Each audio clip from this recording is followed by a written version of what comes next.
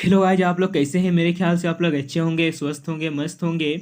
तो चलिए आज की क्लास में हम लोग पढ़ने वाले हैं झारखंड का भौगोलिक परिचय, जो कि झारखंड के जितने भी एग्जाम होते हैं उन सभी एग्जाम के लिए महत्वपूर्ण है। साथ ही साथ जेपीएससी और जेएसएससी के लिए भी महत्वपूर्ण है, जो कि अभी जेएसएससी सीजीएल के एग्जाम होने वाली हैं। तो चलिए हम लोग देखते हैं आज झारखंड का भौगोलिक परिचय। स्टार्ट करते हैं झारखंड का भौगोलिक परिचय, जिसमें कि हम लोग को मुख्य बातें को जानेंगे।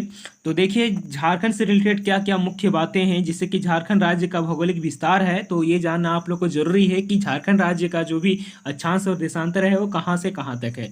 तो 21 डिग्री 58 से लेकर के 25 डिग्री 1915 उत्तरी अक्षांश से लेकर के 83 डिग्री 1950 से लेकर के 87 डिग्री 57 पूर्वी देशांतर के मध्य है। उसके बाद देखिए अगला जो पॉइंट है हम लोग के सामने, यह राज्य विश्व के मानचित्र पर उत्तरी गोलार्ध में अवस्थित है। मतलब झारखंड जो है वो पूरा विश्व में उत्तरी गोलार्ध में स्थित है। आप लोग जानते होंगे विषुवत रेखा से उत्तरी गोलार्ध में है, इसीलिए ये उत्तरी गोलार्ध कहा जा रहा है।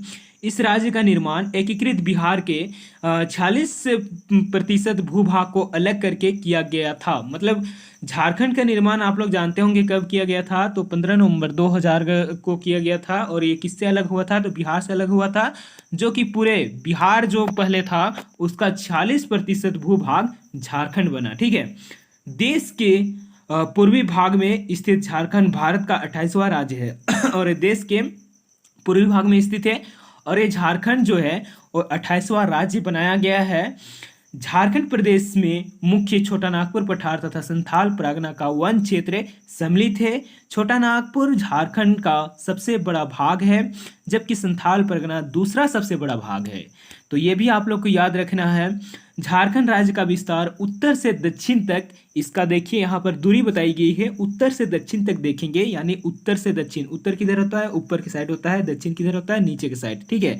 तो झारखंड जो है उत्तर से दक्षिण 380 किलोमीटर तक फैला हुआ है और पूर्व से पश्चिम 463 किलोमीटर तक फैला हुआ है। झारखंड राज्य का क्षेत्रफल देखेंगे तो आप लोगों को यहाँ पर देखने के लिए मिल रहा है क्या कि 79,714 वर्ग किलोमीटर है इसका क्षेत्रफल। ठीक है। जो देश के कुल क्षेत्रफल का 2.42% है। क्षेत्रफल की दृष्टि से यह भारत का 15वां बड़ा राज्य है, यानी कि क्षेत्रफल की दृष्टि से देखें तो 15वां बड़ा राज्य है जम्मू कश्मीर के पुनर्गठन के बाद। उसके बाद भी देखेंगे तो ये 15वां स्थान पे है। ठीक है। उसके बाद देखिए झारखंड राज्य की कुल जनसंख्या देखेंगे तो यहाँ पर आप लोग देख पा रहे होंगे 3,29,88,134 है, जो देश की कुल जनसंख्या का 2.72% है।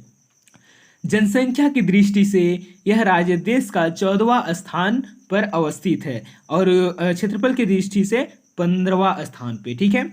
झारखंड राज्य की सीमाएं देश के 5 राज्यों को स्पर्श करती है। इसके उत्तर में देख पा रहे होंगे, उत्तर में यानी ऊपर के साइड बिहार से टच करती है। उसके बाद दक्षिण के साइड इधर उड़ीसा से टच करती है। पूर्व के साइड इधर पश्चिम बंगाल से और पश्चिम के साइड छत्तीसगढ़ से।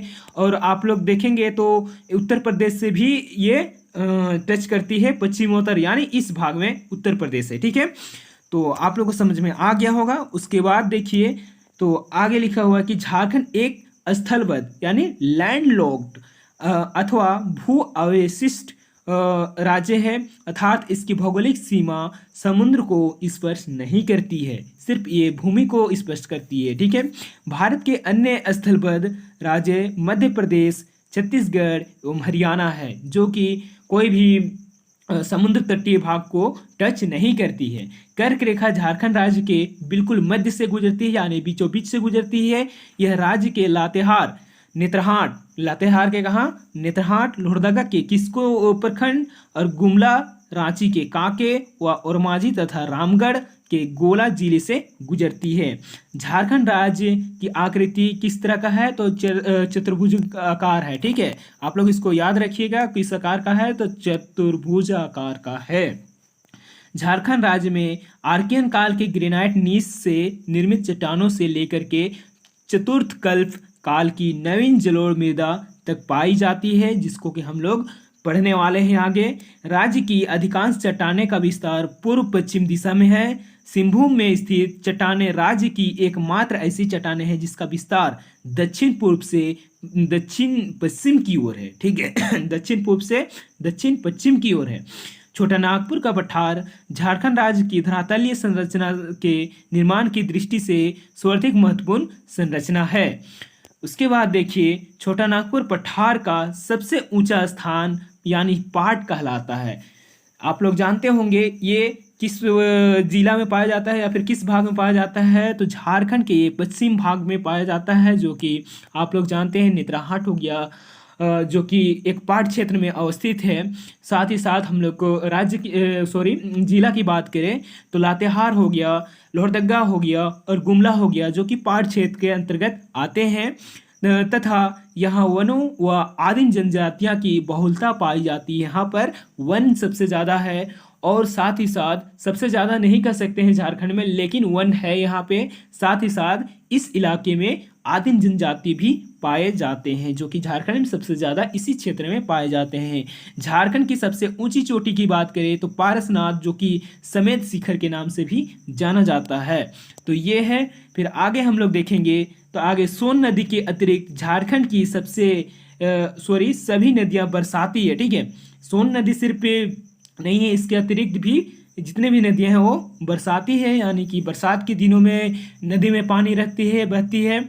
इसके अलावा समर सीजन यानी कि ग्रीष्म ऋतु में यानी कि गर्मी की ऋतु में यहाँ पे सूख जाती है, नहीं बहती है पानी। ठीक है, झारखंड के अनेकों जलप्रपात तथा गर्म जल कुंड पाए जाते हैं, जो कि हम लोग आगे पढ़ने वाले हैं। कौन से जलप्रपात किस जिला में किस स्थान में पाए जाते हैं, साथ ही साथ हम लोग पढ़ने वाले हैं जल कुंड कि किस जिला में है और कहाँ पे है, ये भी हम लोग पढ़ने वाले हैं आगे की क्लास में, जो झारखंड के जल संसाधन की दृष्टि से अत्यंत महत्वपूर्ण माना जाता है इसको।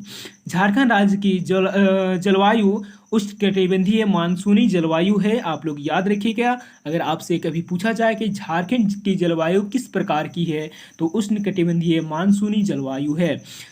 इस राज्य में दक्षिण पश्चिम मानसून की दोनों शाखाओं द्वारा वर्षा होती है। वर्ष 2021 में पूर्वी सिंहभूम में राज्य में सर्वाधिक वर्षा वाला जिला रहा है। मतलब कि 2021 में पूर्वी सिंहभूम में सबसे ज़्यादा बारिश हुआ है, वर्षा सबसे ज़्यादा हुई है। चट्टानों के अपक्षयन से प्राप्त अवशेषों से निर्मित होने के कारण यहाँ की मिट्टी अवशिष्ट प्रकार की है। यानी झारखंड की मिट्टी क्या है कि चट्टानों के अपक्षयन, चट्टानों के टूटने के कारण बना है। ठीक है, इसीलिए यहाँ के अवशेषों से निर्मित होने के कारण यहाँ की मिट्टी क्या है, अवशिष्ट प्रकार की है। झारखंड के कुल भूभाग के 29.76% क्या है, वन है। ठीक है, वन भाग है, यानी कि ये किस रिपोर्ट के अनुसार, तो 2021 का वन रिपोर्ट के अनुसार ये बताई गई है। उसके बाद आप लोग देखिएगा तो यहाँ पर देखिए वन स्थिति रिपोर्ट 2021 के अनुसार झारखंड राज्य में कार्बन स्टॉक 77.92 टन प्रति हेक्टेयर है।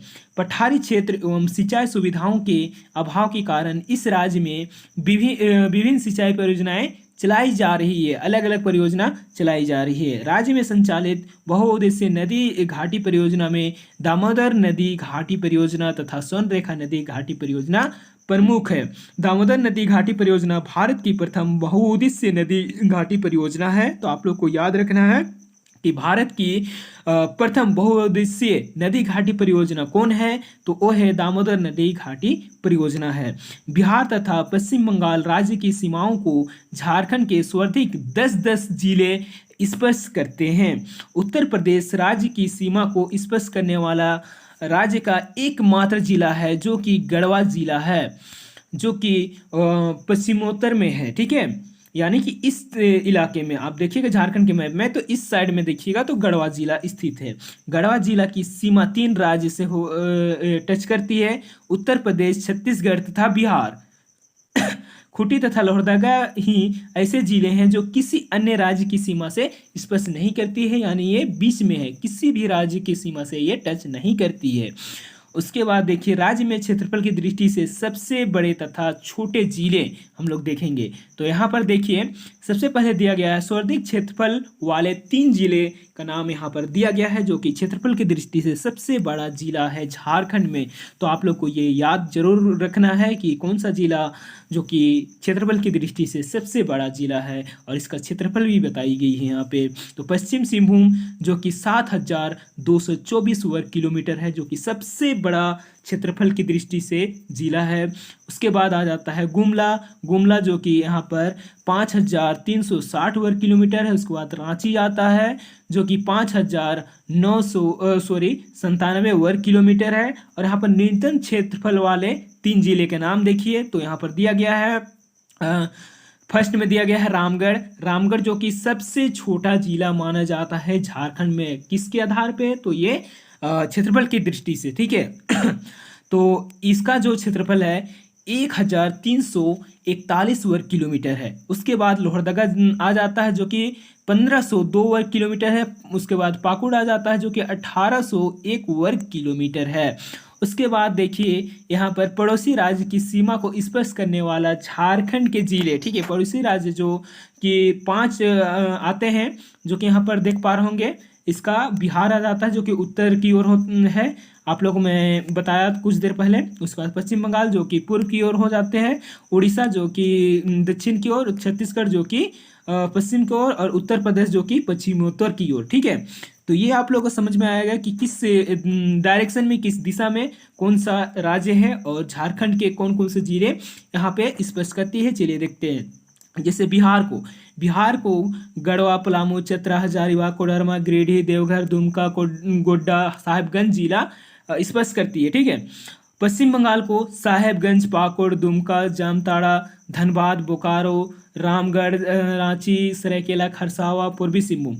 उसी तरह उड़ीसा को पूर्वी सिंहभूम, सरायकेला, खरसावा, पश्चिमी सिंहभूम, सिमडेगा, और छत्तीसगढ़ को सिमडेगा, गुमला, लातेहार और गढ़वा। और यहाँ पर देख पा रहा हूँ उत्तर प्रदेश को सिर्फ एक अकेला जिला है जो कि गढ़वा जिला है, जो कि स्पर्श करती है। और यहाँ पे लोहरदगा का नाम नहीं आया। क्यों नहीं आया? हम लोग यहाँ पे पढ़ चुके थे क्या कि खूंटी और लोहरदगा जिला ऐसा है जो कि किसी भी राज्य को स्पर्श नहीं करती है, किसी भी राज्य को टच नहीं करती है। तो दोस्तों आज की क्लास यहीं पे हम लोग समाप्त करते हैं। आप लोग को आज की क्लास समझ में आ गया होगा, जो कि झारखंड का भौगोलिक परिचय पढ़ रहे थे। तो इसी तरह का आप लोग और भी कंटेंट चाहते हैं, और भी वीडियो चाहते हैं, और भी पढ़ना चाहते हैं, तो मेरे से जुड़ सकते हैं। जुड़ने की आप लोग ऑनलाइन विकास स्टडी सेंटर यूट्यूब चैनल को सब्सक्राइब कीजिए और बेल आइकन को दबा के रखिए दोस्तों। तो अगर आप लोग को वीडियो अच्छा लगा तो प्लीज़ शेयर कीजिए, लाइक कीजिए, अपने दोस्तों तक पहुंचाइए। और आप लोगों को भी वीडियो देखने के लिए धन्यवाद दोस्तों। जय हिंद, जय भारत।